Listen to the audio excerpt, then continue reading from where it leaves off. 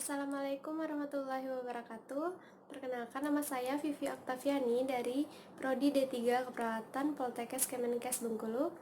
Baiklah, di sini untuk memenuhi mata kuliah Ilmu Biomedik dasar saya, di sini saya akan menjelaskan 3 materi. Yang pertama, anatomi dan fisiologi perkemihan. Yang kedua, jantung dan nadi arteri. Dan yang ketiga, reproduksi pria dan wanita. Menyaksikan. Baiklah, yang pertama saya akan menjelaskan tentang anatomi dan fisiologi perkemihan. Berikut merupakan gambar anatomi fisiologi.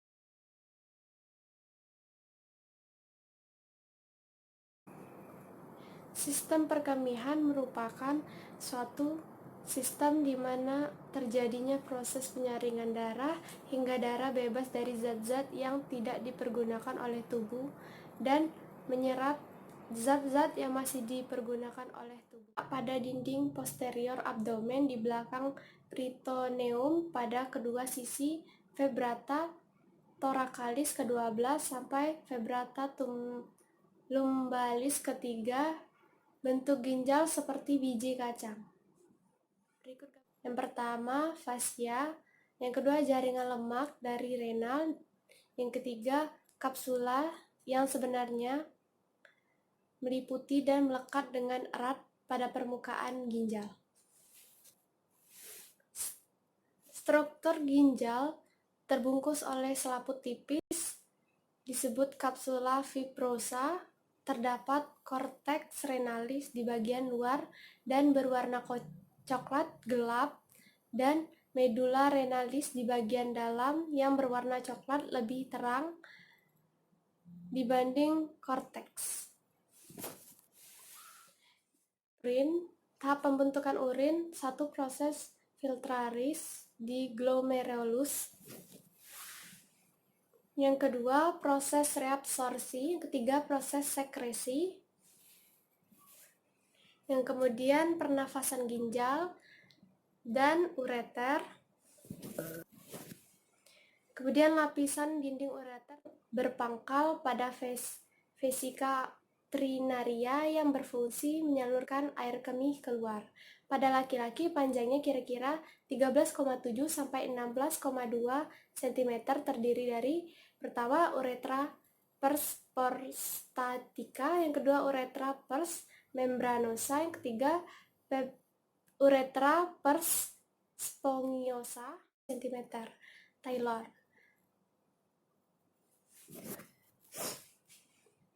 Sphincter uretra terletak di sebelah atas vagina antara klitoris dan vagina, dan uretra di sini hanya sebagai saluran ekskresi. Dinding uretra terdiri dari 3 lapisan. Pertama, lapisan otot polos merupakan kelanjutan otot polos vesika urintera, mengandung jaringan elastis dan otot polos. Sphincter uretra menjaga agar uretra tetap tertutup. Kedua, lapisan submukosa, lapisan longgar mengandung pembuluh darah dan saraf. Ketiga, lapisan mukosa. Ekskresi dalam 24 jam, kurang lebih 1,500 cc tergantung dari pemasukan intake cairan dan faktor lainnya. Yang kedua, warna bening kuning muda. Dan bila dibiarkan akan menjadi keruh. Yang ketiga, warna kuning tergantung dari kepekatan diet dan obat-obat dan berbagai lainnya. Keempat, bau khas air kemih bila dibiarkan lama akan berbau amoniak. Kelima, berat jenis 1,015 sampai 1,20, reaksi asam bila lama-lama menjadi alkalis, juga tergantung dari pada diet. Sayur menyebabkan reaksi alkalis dan protein memberi reaksi aman. Komponen air kemih terdiri dari, pertama, air kemih terdiri dari kira-kira 95% air. Kedua, zat-zat sisa nitrogen dan hasil metabolisme protein, asam uretra, amoniak, dan kreatin. Ketiga, ekstrofit, natrium, kalsium, NH3, mikrobat. Proses pengosongan kandung kemih setelah terisi dengan urin. Mikturisi melibatkan 2 tahap, yaitu kandung kemih terisi secara progresif hingga tegangan pada lingkungan. Kemudian ciri-ciri urin normal. Yang pertama, rata-rata dalam satu hari 1-2 liter, tapi berbeda-beda sesuai dengan jumlah cairan yang masuk. Kedua, warnanya bening, orange tanpa ada endapan. Ketiga, baunya tajam. Yang keempat, reaksinya sedikit asam terhadap lakmus dengan pH rata-rata 6. Proses pengosongan kandung kemih setelah terisi dengan urin. Mikturisi melibatkan 2 tahap, yaitu kandung kemih terisi secara progresif hingga tegangan pada beda sesuai dengan jumlah cairan yang masuk. Kedua, warnanya bening, orange tanpa ada endapan. Ketiga, baunya tajam. Yang keempat, reaksinya sedikit asam terhadap lakmus dengan pH rata-rata 6. Selanjutnya saya akan menjelaskan tentang jantung dan nadi arteri. Berikut merupakan gambar jantung.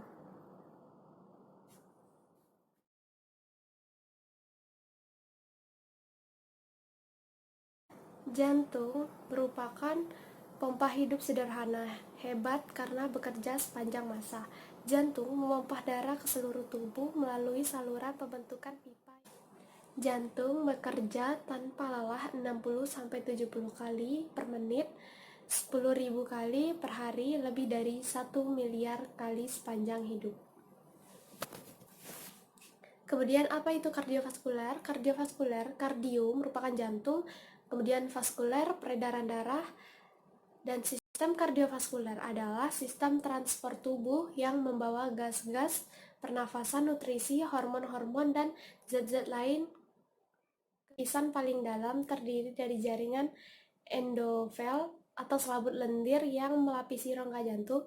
Yang kedua, miokardium, yaitu lapisan inti dari jantung, terdiri dari otot-otot jantung. Yang ketiga, perikardium, lapisan paling luar terdiri dari 2 lapisan, yaitu parietal dan visceral.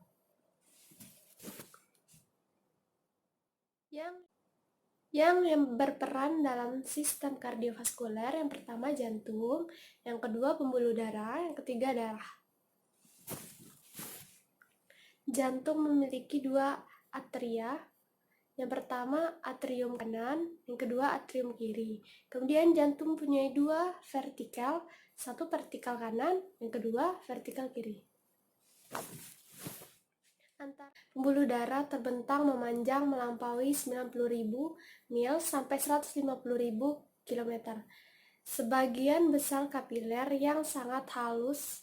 Jika diibaratkan arteri dan vena adalah jalan utama atau jalan raya, sedangkan kapiler adalah jalan tambahan atau jalan tikus yang menghantar dan mengumpulkan darah dari setiap sel.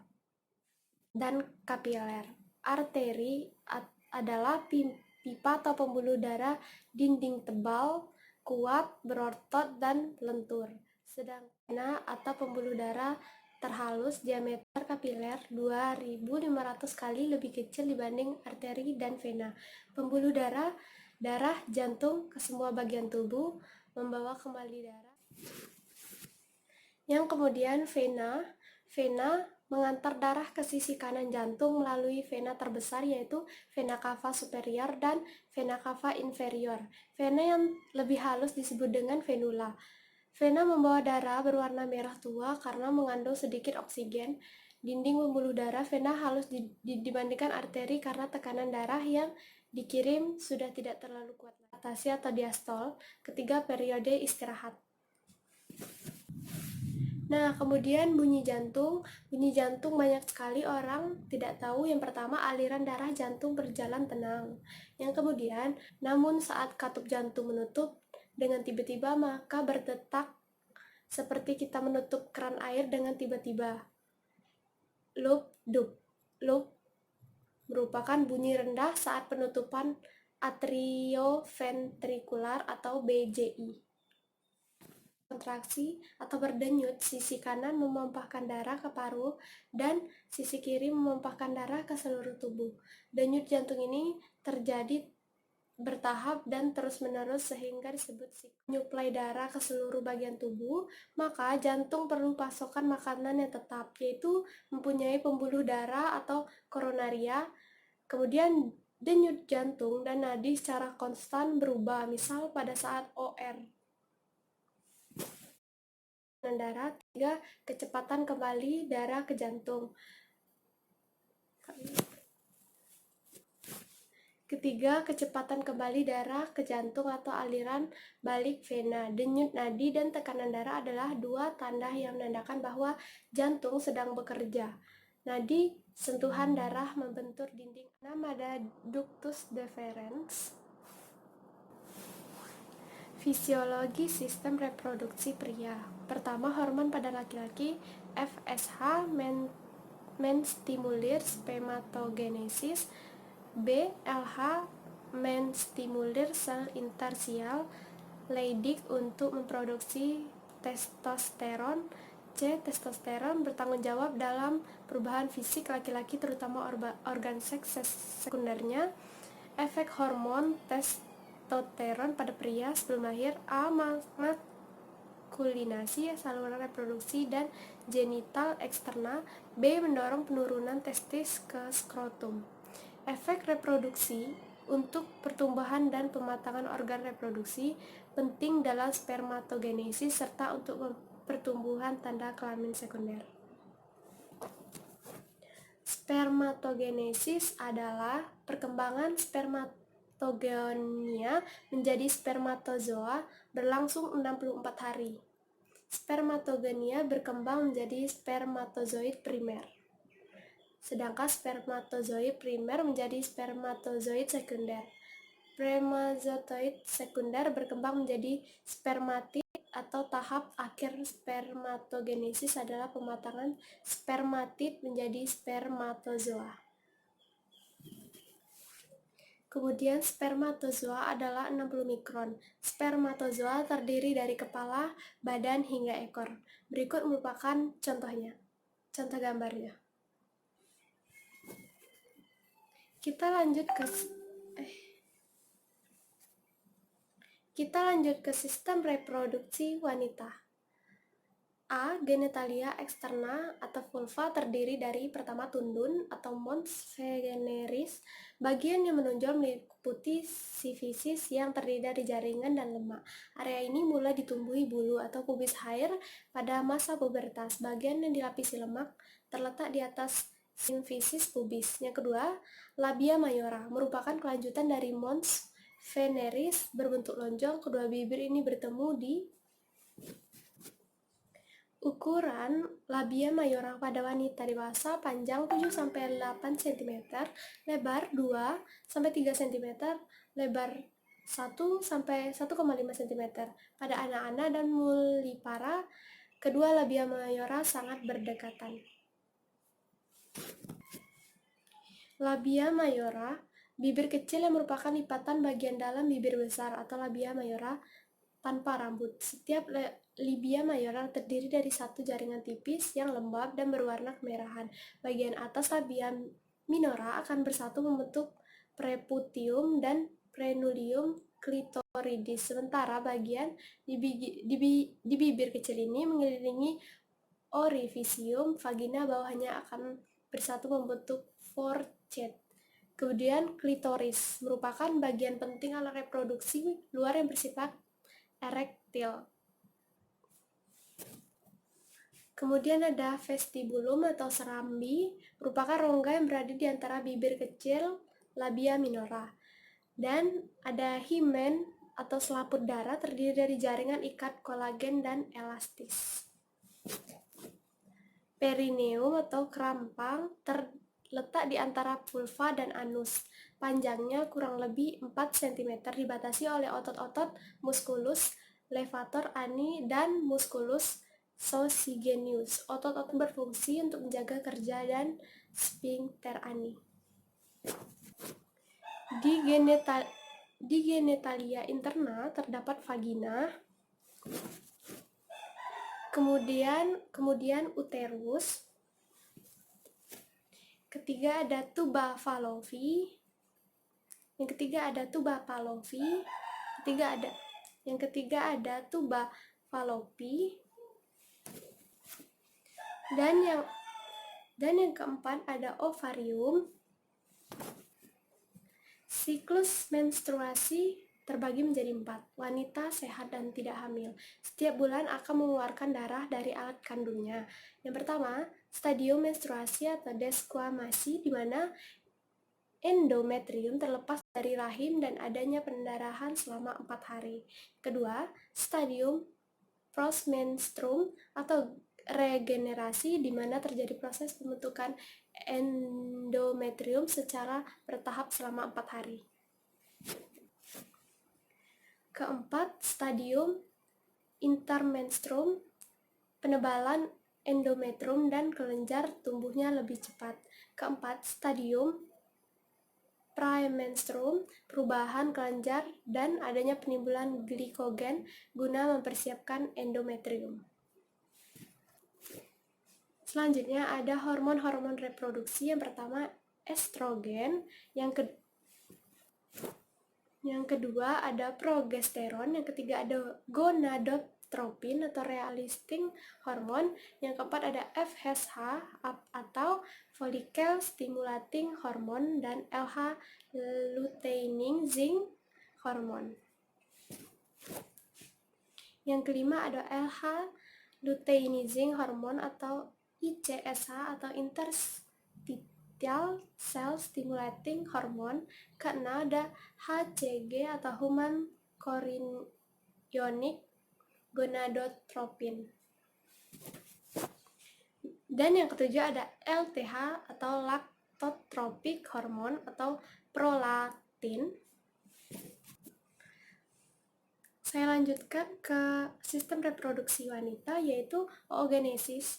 Dari kira-kira 2 juta oosit pada 2 ovarium, hanya 400 buah yang akan menjadi folikel matang. Folikel matang berupa kantung kecil dengan dinding sel epitel di dalam berisi 1 telur sel. Folikel menghasilkan hormon estrogen tiap bulan selepas saat ovarium dari sebuah folikel, mulai dari seorang wanita mengalami puber sampai menopause. Setiap ovarium menghasilkan sekitar 20.000 folikel matang. Sekitar 400.000 dari 2 ovarium dapat mematahkan sel telur selama wanita melewati masa subur.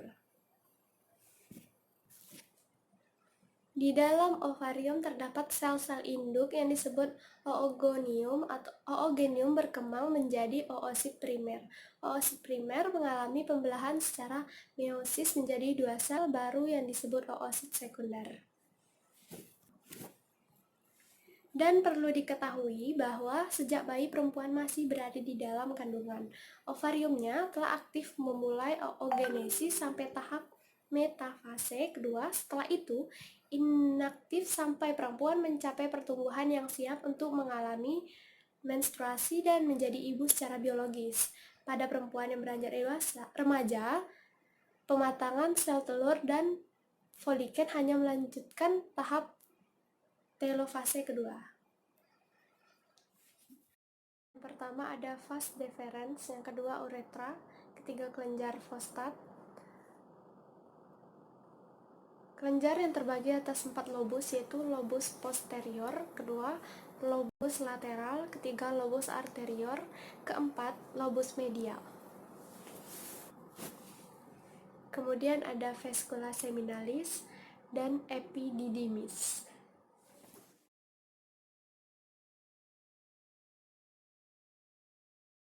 Baiklah, yang terakhir saya akan menjelaskan tentang anatomi dan fisiologi sistem reproduksi pria dan wanita.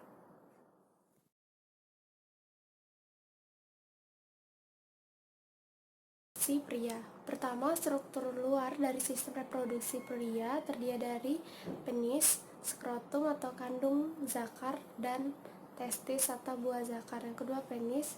Penis terdiri dari pertama akar yang menempel pada dinding perut.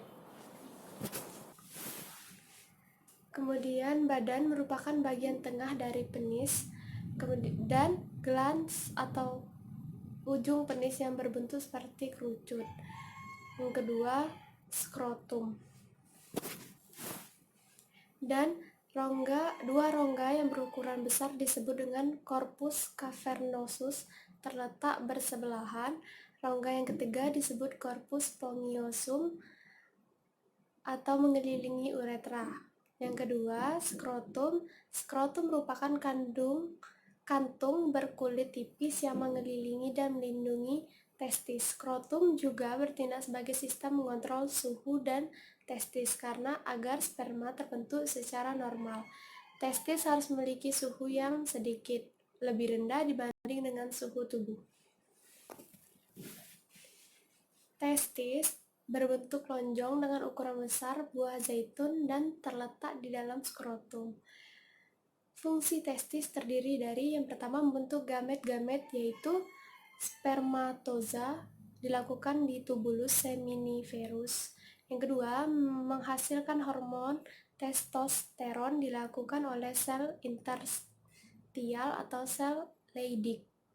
Yang kedua, struktur dalamnya terdiri dari vas deferens, uretra, kelenjar prostat, dan vesikula seminalis. Berikut merupakan gambarnya. Baiklah, itu saja yang dapat saya jelaskan mengenai beberapa teori tadi. Lebih dan kurang saya mohon maaf, pada Tuhan saya mohon ampun. Wabillahi taufiq wal hidayah. Wassalamualaikum warahmatullahi wabarakatuh.